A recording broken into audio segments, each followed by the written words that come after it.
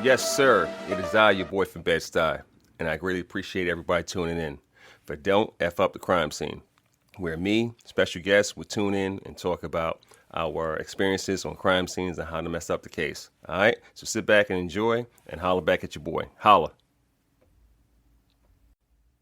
Welcome back, guys. How's everybody going? This is KD Hurst at Don't F Up the Crime Scene, and welcome to episode 4, where we'll be talking about paperwork and type of paperwork that you should have or include for your ACI, Animal Cruelty Investigations paperwork, and/or ACO. All right. So you can always reach us at dfutcs.com, and let's get into the conversation. So I'll be going over various pieces of paperwork this morning, and hopefully you get some information out of this, and I can always email you stuff like that. So looking at a list, the first thing is a checklist. Now you should have a checklist also with your type of paperwork you're gonna do. So that means if you have a type of form, so say you have an abandonment case and you have a certain abandonment form you're going to use, have a checklist just in case. This will help guide the person, the officer rather, and how to do the abandonment paperwork correctly, and make sure start to finish. And you should put this in a folder or at least attach them with a stapler, so whoever the supervisor is, whoever the case manager is, can see they have a checklist, everything's checked off. That means they go to the paperwork and see everything's been checked off. Okay, so there's various types of paperwork that everybody uses, so stealing is a good thing.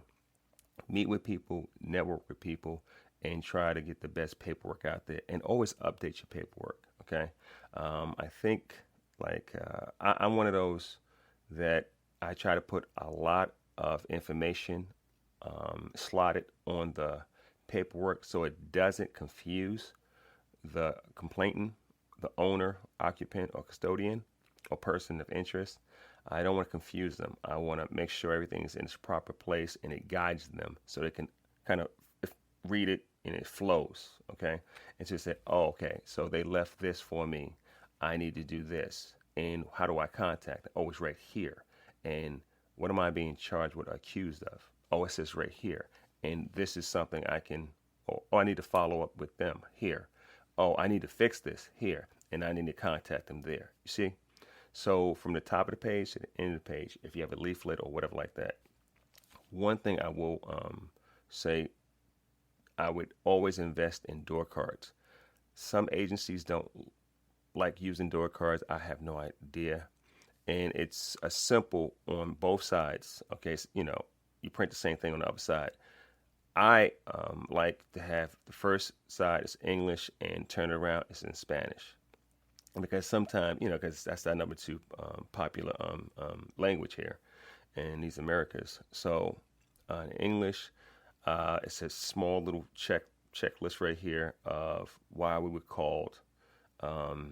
Allegedly, this is whatever's going on. Somebody says you don't have this. You read all the stuff down. It's maybe like maybe 5 to 6, 7 things, okay? And you check off, all right? And then you have your name or your phone contact information on it so they can get back with you. I hope that makes sense, okay? So again, off the door card information.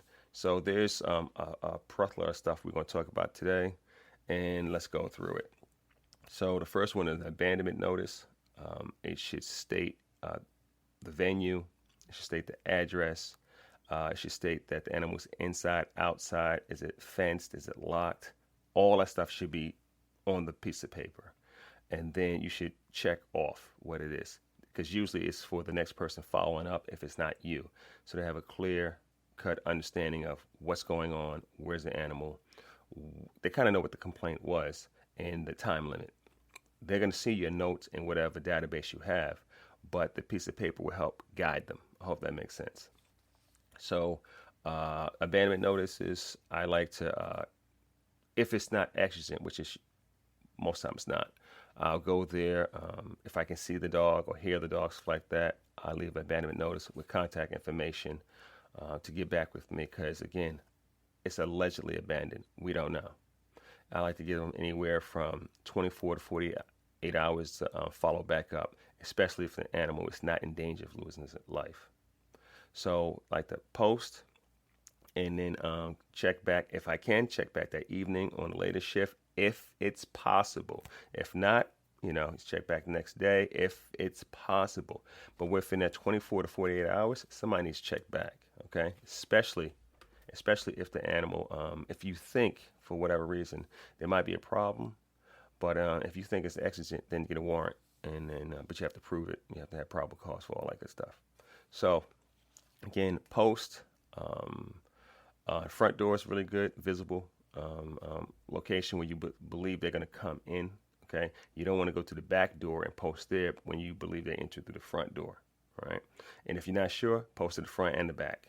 All right, if you can actually get through the back without, upsetting the curtilage or anything like that. So again, you post and you back on out and do your paperwork. I believe the paperwork should be, part of the case. You include it in your case folder if you have to seize the dog later on, and you bring back, time, date, and all that good stuff. So again, cruelty checklist. A cruelty neglect checklist is identical. It should be easy to read. It should go from one corner of the sheet all the way down to the next. It should, again, state the venue, what time, the case number, census tract if you have one.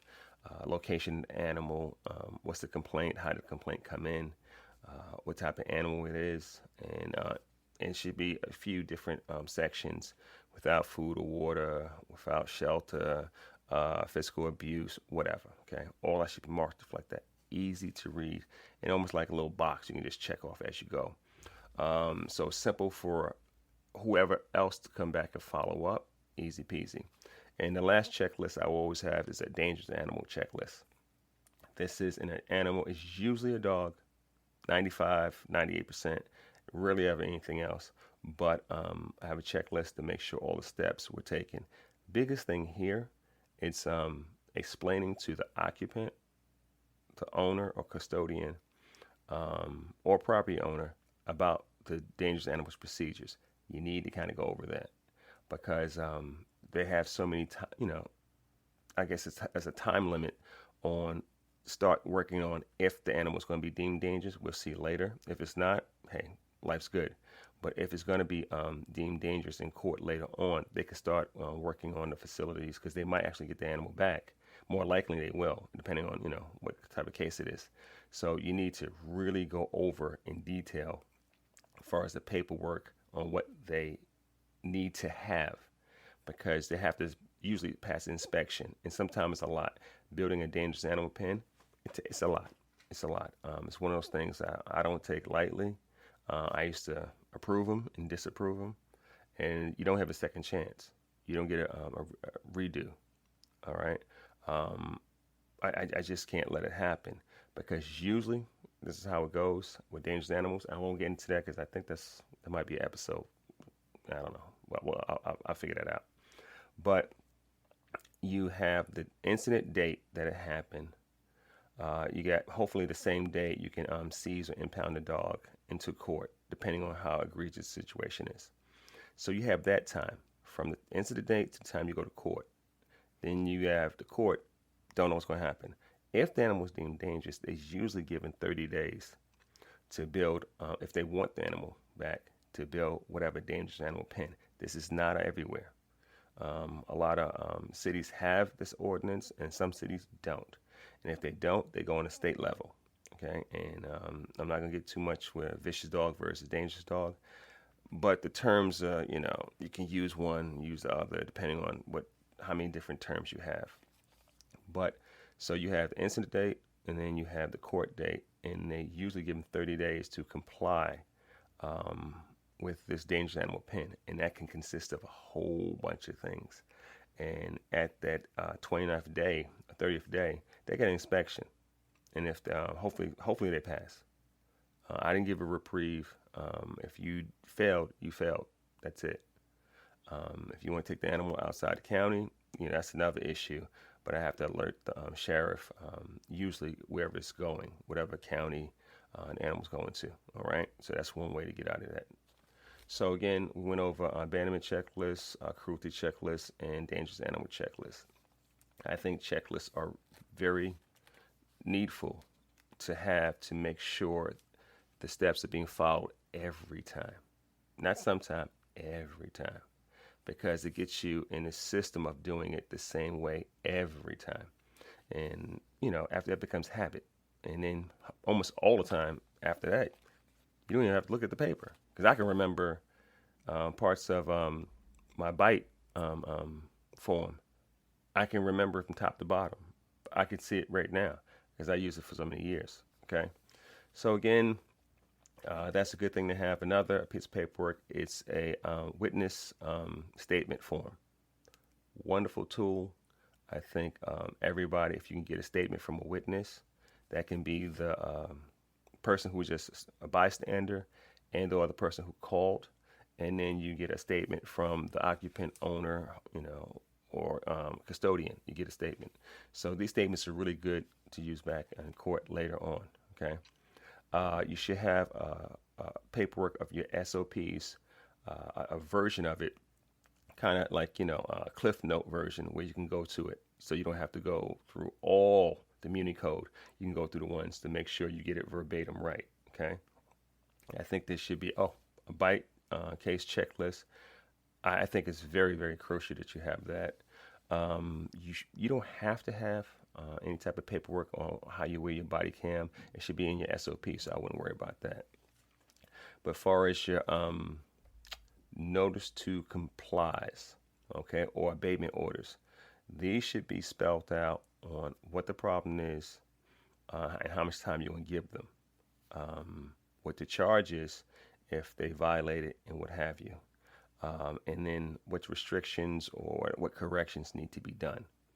And if it's not that bad, you should note exactly how much time they have and whatever, your contact information, and take a picture of the current violation because it will change, hopefully, if you don't have to take the dog or animal, whatever it is, okay? So you can have various types of notice complies or abatement orders, but they should always be very clear and concise and say what you want them to do. And it should be they shouldn't be puzzled by any stretch of imaginations. They should be like, oh, okay, you want me to do this? Because most people don't know they're violating the law, even though it's obvious to everybody else. And they say, what you want me to do? Okay. And then after that, you leave me alone? And that's how it is sometimes. You said, yes. If the animal is not too much in a bad situation, you need to educate these people. Some people don't want to be educated because most people are animal owners. They're not pet owners. Pet owner treats the animals a total different way. Okay. So again, BCS chart. You already know you have several different types of BCS charts. You can use for dogs and cats a Purina or Tufts, whichever one. I like Purina, but you can use whichever one you want. So again, you have your cruelty form, easy. You have your bite case form, easy, and you have a dangerous animal form. Now, this can be all the same form with the same information on it, just about, but the title will be different. The heading might be different, okay? Like they say, well, what type of incident is? Then you fill in abandonment. What type of incident? Neglect, and so on, okay? So you don't have to have multiple different forms. You can use the same form for a lot of different things, but it's how you construct that one form, all right? And if you have if it's a Word document and it's a fillable form on your computer and you print it out later, that's awesome too, okay? Then you have, ones that you leave. You have your yellow copies, your blue copies, whatever, stuff like that for yourself. But the fillable forms are really good. It's not that hard to make a fillable form in Word documents. It's not that hard. It gives you IT person or, admin person, and it's easy to do. So make sure it's easy to understand. It identifies the complaint and the violation. Again, identify the alleged violation. And if possible, you can get some of these things in Spanish. It goes a long way because some people, you have different cultures around you. So if you can get kind of, and maybe in a lowercase, it's not as you have the English bolden and the others a lowercase, it might be in Spanish or something like that. Or have a version or teach some of your officers how to speak